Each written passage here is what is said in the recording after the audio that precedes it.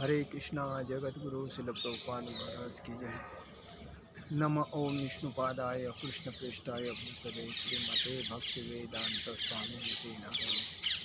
नमस्ते सारस्वती देवे गौरवाणी प्रचारणे निर्विशेष शून्यवादी पाश्चात्य देश तारणे। जय श्री कृष्ण चैतन्य प्रभु नित्यानंद श्री अद्वैत गदाधर शिवासादि गौर भक्तवृंद। हरे कृष्ण कृष्ण कृष्ण हरे हरे हरे राम राम राम हरे हरे। जगत गुरु शिल प्रभुपाद महाराज की जय। परम पूज्य लोकनाथ स्वामी महाराज की जय। निताई गौर प्रेमानंदे हरि हरि बोल। ओम नमो भगवते वासुदेवाय, ओम नमो भगवते वासुदेवाय, ओम नमो भगवते वासुदेवाय। आज हम लोग चैतन्य चरितामृत के ऊपर चर्चा करेंगे। चैतन्य चरितामृत में ऐसा बताया गया है कि भगवान चैतन्य महाप्रभु ने ऐसा बताया कि यदा यदा चरिते श्रेष्ठ सत्तदेवेतरो जना स यत् प्रमाण कुरुते लोकस्तदनु वर्तते। मतलब महान पुरुष जो भी आचरण करता है सामान्य जन उसका अनुगमन करते हैं। वह आदर्श कार्यों से भी जो मानदंड स्थापित करता है उसका ही अनुसरण सारा जगत करता है। युग धर्म प्रवर्तन हय अंश है ते आमा विना अनेस्नारे व्रज प्रेम दिते। मेरे पूर्ण अंश प्रत्येक युग के लिए धर्म के सिद्धांतों की स्थापना कर सकते हैं, किंतु मेरे अतिरिक्त अन्य कोई वह प्रेम भक्ति प्रदान नहीं कर सकता जो व्रज के निवासियों द्वारा संपन्न की गई थी। संतवतारा बहव पंकजनाभस्त सर्वभ्रदा कृष्णादंत को वा लथा स्वप्नी प्रेम दो भवंती। संतवतारा बहव पंकनाभस्त सर्वतो भ्रदाम कृष्णादन्न को वा लता स्वपी प्रेम दो भवती। इसका मतलब ये है कि जो सकता है कि भगवान हो सकता है कि भगवान के सर्व कल्याणकारी अनेक अवतार हो सकते हैं, किंतु श्री कृष्ण के अतिरिक्त ऐसा कौन है जो शरणागतों को भगवत प्रेम प्रदान कर सकता है।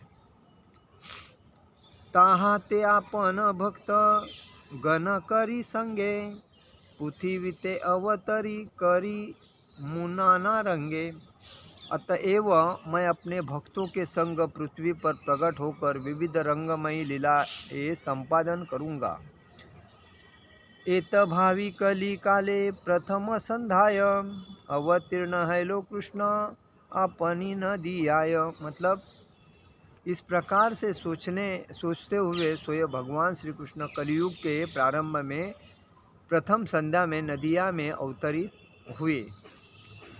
प्रथम संध्या युग का प्रारंभ है। खगोल विज्ञान की गणना के अनुसार युग 12 भागों में विभाजित किया जाता है। इन 12 भागों में से पहला भाग प्रथम संध्या कहलाता है।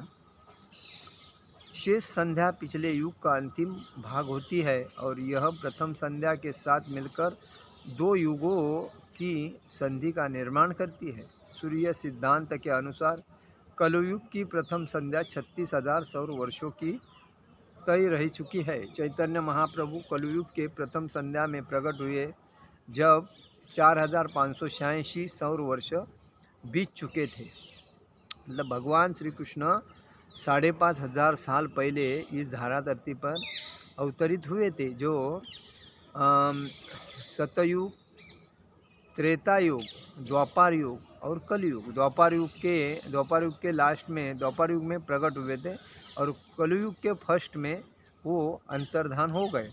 कहने का मतलब ये है कि चैतन्य सिंहर नवदीपे अवतार सिंह गृह सिंह वीर्य सिंह हुंकार। इस प्रकार सिंहरूप भगवान चैतन्य नवदीप में प्रकट हुए। उनके कंधे सिंह जैसे है उनकी शक्ति सिंह जैसी है, उनका उच्चार स्वर भी सिंह जैसा ही है। सेहि सिंह वसु जीवेर हृदय कंदेर, कलमश द्वीर नाशे आहार हुंकेर। मतलब वह सिंह प्रत्येक जीव के हृदय के भीतर आसीन हो, इस प्रकार वे अपनी गर्जना से मनुष्य के हाथी जैसे पापों को दूर कर सके। प्रथम लीलाए तार विश्वंभर नाम, भक्ति रसे भरिल धरिल भूत ग्राम।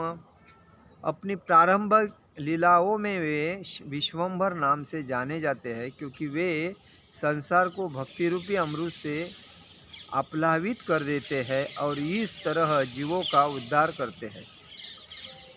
डुभुन धातुर अर्थ पोषण धारण, कुशील धरिल प्रेम दिया त्रिभुवन। म्हणजे डुभुंज क्रिया धातु जो विश्वंभर शब्द की मूल है, पोषण तथा पालन की सूचक है, वे चैतन्य महाप्रभु भगवत प्रेम का वितरण करके तीनों लोगों का पालन पोषण करते हैं। देखिए, इसमें हमने ये जो अभी मैंने श्लोक पढ़े हैं, ये श्लोक क्या कहते हैं कि कोई भी महान पुरुष जो रहता है, उस महान पुरुष में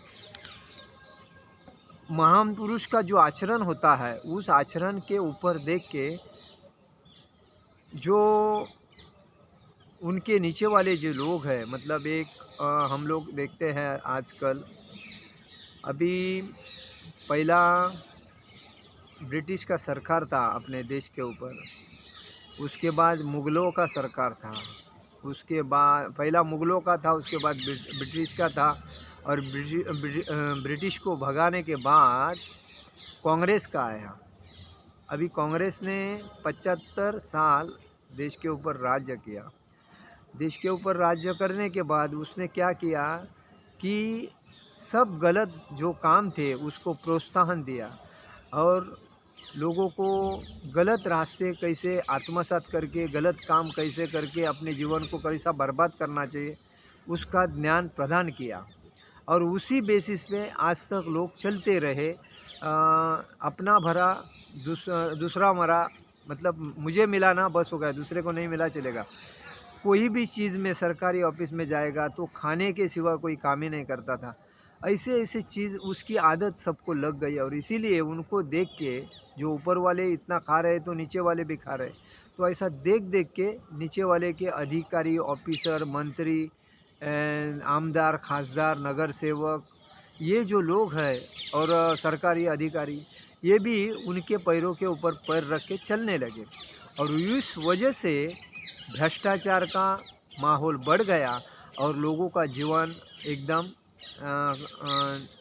मतलब खराब होने लगा। क्योंकि उनको अगर केंद्र में 10 रुपया दिया है तो जनता के हाथ में 1 रुपया नहीं आ रहा है। तो ऐसी हालत हो रही थी। और इसके बाद में जब भाजपा का सरकार आया तो भाजपा के सरकार ने पारदर्शक व्यवहार कैसा होना चाहिए, एकनिष्ठता, देशभक्ति कैसी होनी चाहिए और लोगों का हित किस विकास से साध्य किया जा सकता है और लोगों की सुविधा और लोगों को जीवन जीने में आनंद कैसा प्राप्त होता है, उसके बारे में उन्होंने सिखलाया। आज 8 साल 9 साल हो गए, लेकिन देखिए लोगों को, जो खाने वाले लोग हैं उनको ये सरकार गलत लगती है, जो चोर है उनको सरकार ये गलत लगती है। कोई किसकी, भाजपा केंद्र में अभी मोदी सरकार चल रही है, वो गलत लगती है क्योंकि उनको चोरी करने को मिलती नहीं, खाने को मिलता नहीं, लूट करने को मिलता नहीं, देशद्रोह करने को मिलता नहीं, अमली पदार्थ लाने को मिलता नहीं, गुंडे पालने को मिलता नहीं, माँ और जो गलत रास्ते है, गलत धंधे जो है वो करने को मिलते नहीं और इसीलिए उनको वो ख़राब लगती है। जो ईमानदार है, जो पारदर्शक है, जो देशभक्त है, जो अपने मेहनत का खाना चाहते हैं, उनको तो ये सरकार बहुत पसंद है क्योंकि उनको मालूम है कि ये सरकार गरीब के विकास के, देश के विकास के लिए, देश का भवितव्य और हिंदुत्व को लोग लेके चलने वाली सरकार है। और इस बेसिस पे इसको हमें सपोर्ट करना चाहिए, अन्यथा हम भी गुलाम हो जाएंगे। क्योंकि देखिए जितने देश के ऊपर मुसलमान लोगों ने आक्रमण करके मुस्लिम सत्ता स्थापन किया, उस देश की हालत इतनी बर्बाद हो गई, इतनी ख़राब हो गई कि उनको किसी ने उस देश का नाम लिया तो उसके नज़दीक जाने को देखते नहीं। क्योंकि उसमें तो वही होता है कि ये अपनी खुद की मौज मज़ा करने की, अपने परिवारों की मौज मज़ा करने की, हितचिंतक की मौज मज़ा करने की, गठबाजी करने की और देश की पूरी वाट लगाने की, गरीब के ऊपर ध्यान नहीं देने का। ऐसी कांग्रेस की सत्ता थी। लेकिन भाजपा की सत्ता ने पूरे देश को, देश के नाम को, देश को और देश के जनता को ऊपर लाया, विकास बनाया। हर जगह पे गरीब के विकास के लिए शेतकरी बांधव, मच्छीमार, हर क्षेत्र के विकास के लिए प्रयत्न करके आज वो टॉप लेवल पे है, मतलब दुनिया में टॉप है जो। तो कहने का मतलब है, यही बात कहा जाता है कि महान पुरुष जो भी आचरण करता है, सामान्य जन उसका अनुगमन करते हैं। वह आदर्श कार्यों से भी मानदंड स्थापित करता है, उसका ही अनुसरण सारा जगत करता है। देखिए मोदी ने, अभी ये उदाहरण मैं क्यों दे रहा हूँ, क्योंकि ये आँखों के सामने का उदाहरण है। मोदी को अभी दुनिया में एक नंबर का लीडर माना जाता है। इसका मतलब क्या है?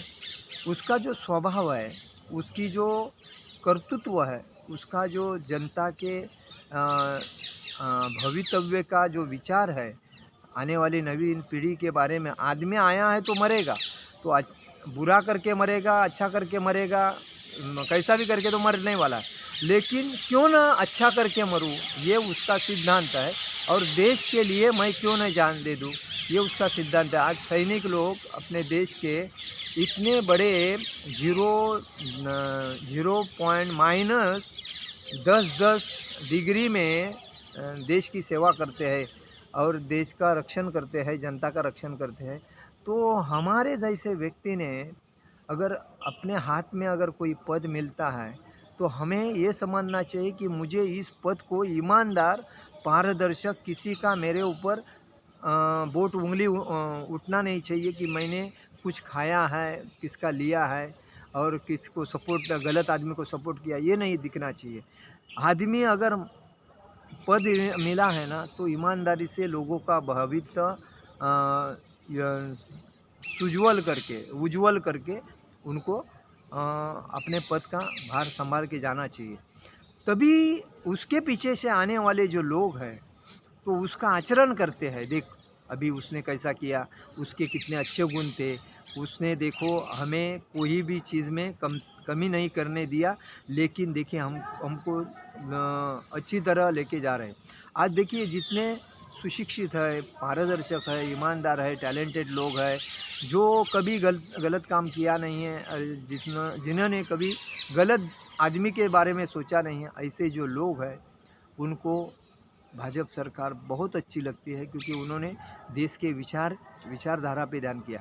लेकिन जो गलत लोग हैं वो गलत आदमी को गलत रास्ते पे लेके जाके, देखिए चोरों को चोर पसंद आते हैं, ईमानदार को ईमानदार पसंद आते हैं और देशभक्त को देशभक्त पसंद आते हैं। तो किसकी दोस्ती करना है हमें, वो हमारे हाथ में होता है, हमारे विचारों पे होता है। तो आज ये जो सरकार है ये बार बार विजयी क्यों होती है? क्योंकि उसने ज़मीन में जो जिसको खाने की मोहताज थी, जिसको अन्न वस्त्र निवारा नहीं मिल रहा था, घर नहीं मिल रहा था, सुख सुविधा नहीं मिल रहे थे, ऐसे कोनों कोनों के लोगों को भी भवितव्य उज्ज्वल किया है। तो इसीलिए वो लोग उसको आशीर्वाद देते हैं कि वो ये व्यक्ति ने बहुत अच्छे अच्छे काम किए हैं। जैसा कि दुनिया में ऐसा काम आज तक कोई किया नहीं, वैसे काम तो माननीय मोदी जी ने किया है, उसका मान रखना चाहिए और उसको सहकार्य करना चाहिए। तो उसका हमें हर व्यक्ति को, हम अधिकारी बने हैं, ईमानदार उसके विचार पे चलना चाहिए, उसको देख के चलना चाहिए, उसके गुण आत्मसात करके चलना चाहिए और उसी के जैसा मेरे एरिया में कैसा नाम होएगा उसी बेसिस पे चलना। नहीं कि देखो कोई ऐसे भी लोग हैं कि उसके नाम पे बोलते हैं और बाद में गलत काम करते हैं ऐसे, लेकिन वो पाप के धनी होते हैं। देखिए इस मनुष्य प्राणी में जो भी आदमी आया है तो आज ना कल तो मरने वाला है, लेकिन मरेगा तो वो नरक में जाएगा।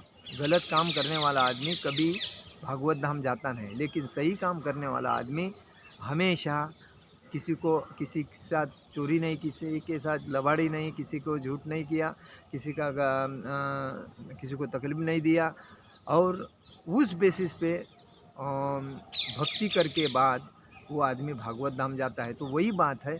तो हमें यही बताया है कि यदा यदा चरिते श्रेष्ठ सस्तदेवोत्तरो जना सयस प्रमाण कुरुते लोक सदनु वर्तते। मतलब महान पुरुष जो भी आचरण करता है, सामान्य जन उसका अनुगमन करते हैं। वह आदर्श कार्यों से भी जो मानदंड स्थापित करता है उसका ही अनुसरण सारा जगत करता है। और इसीलिए हमें यही सिद्धांत रखना चाहिए, मेरे पास अगर कोई पद है और मेरे पास अगर कोई भी अधिकारी पद है, तो मुझे लोगों को न्याय देने को आना चाहिए, लोगों के ऊपर अन्याय करना नहीं चाहिए, लोगों का हित जानना चाहिए, लोगों के भविष्य के लिए सोचना चाहिए। मेरा खुद का नुकसान हुआ तो चलेगा, लोगों का नुकसान नहीं होना चाहिए। मैं आज पद पे हूँ, कल मैं नहीं रहूँगा, लेकिन लोग मेरा, जब तक सूरज स्थान रहेगा तब तक मेरा नाम रहेगा, ऐसा वो वाक्य उनके मुंह पे रहना चाहिए। तो आज वैसा ही काम इस मोदी जी ने किया है।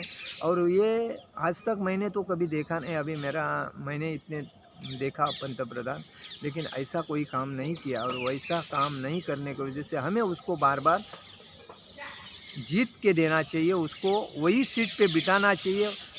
तो हिंदुत्व जागता रहेगा और हिंदुत्व जो राष्ट्र बनने का जो स्वप्न है वो साकार होएगा। और इसीलिए हमारा कहने का मतलब है, हमें हिंदुत्व को जागरूक करने के लिए हमें एक योग्य म्हणजे महान पुरुषों के विचारधाराओं पे योग्य, पारदर्शक, देशभक्त ऐसे व्यक्ति के विचारों पे चलना चाहिए और उनके विचार आत्मसात करना चाहिए और हमारा जीवन आनंदमय करना चाहिए। तो इसीलिए कहते हैं कि जो चैतन्य महाप्रभु थे, उन्होंने भी लोगों को यही मार्गदर्शन दिया कि आप कितना भी कष्ट करोगे, कितना भी मेहनत करोगे, कितने भी सपने साकार करोगे, आप तृप्त नहीं हो जाओगे। क्योंकि इस कलयुग में कोई शांति रूप सुख है ही नहीं, क्योंकि ये दुखालय है। और दुखालय में आने के बाद आदमी कितना भी मेहनत करेगा तो दुख ही भोगेगा, सुख नहीं मिलेगा। लेकिन सुख उसको कभी मिलेगा, तो हरिनाम संकीर्तन करेगा, भगवान का नाम स्मरण करेगा और जप माला करके हरिनाम संकीर्तन गाता रहेगा और भक्तों की संगति करेगा। और जहाँ भी जाएगा उसके हाथ में अगर चांटिंग माला है, हरे कृष्ण कृष्ण कृष्ण हरे हरे, हरे राम राम राम हरे, तो वह इस कलयुग में आनंद से जी सकता है, अन्यथा नहीं जिएगा। तो ये उन्होंने बताया। उनका आवाज़ भी शेर जैसा था, उनका शरीर भी शेर जैसा था, वो किसी को नहीं डरते थे, बिंदास बोलते थे। मुस्लिम लोगों को उन्होंने घर में जाके विरोध किया, क्योंकि उनका जब संकीर्तन रोक दिया था, तभी उन्होंने बोला मेरा संकीर्तन किसने रोका है, ये संकीर्तन ही यज्ञ है इस कलयुग का, और इस कलयुग का यज्ञ रोकने वाले की हिम्मत कैसी हो गई। इसलिए उसका जो चाचा था वो मुस्लिम था, तो उसने उसको रोकने के बाद उसको जाके जब बताया वो अपना विश्व रूप, तभी वो आश्चर्य हो गया और उसने चैतन्य महाप्रभु के पैर पकड़े और बोलने लगा मेरे से गलती हो गई, मुझे माफ़ करो, मैंने बोला था इन लोग को इनका संकीर्तन नहीं करने का, लेकिन आज मैं बोलता हूँ हर गली, हर मोहल्ले में, हर घर में चैतन्य महाप्रभु का संकीर्तन होते रहना चाहिए, उसको कोई विरोध नहीं करेगा। तो ये भाव कौन लाया? तो चैतन्य महाप्रभु ने लाया। क्यों लाया? क्योंकि वो शेर के जैसे थे और वही भक्ति का प्रचार करने के लिए इस कलयुग में 550 साल पहले आए थे, और उसका हमें आदर्श रख के चलना चाहिए और हमें भक्तिमय जीवन जीना चाहिए और आनंद में जीवन जीकर आनंद में रहना चाहिए। हरे कृष्ण कृष्ण कृष्ण हरे हरे, हरे राम राम राम हरे हरे। जगत गुरु श्रील प्रभुपाद महाराज की जय। परम पूज्य लोकनाथ स्वामी महाराज की जय। निताई गौर प्रेमानंदे। हरि हरि बोल।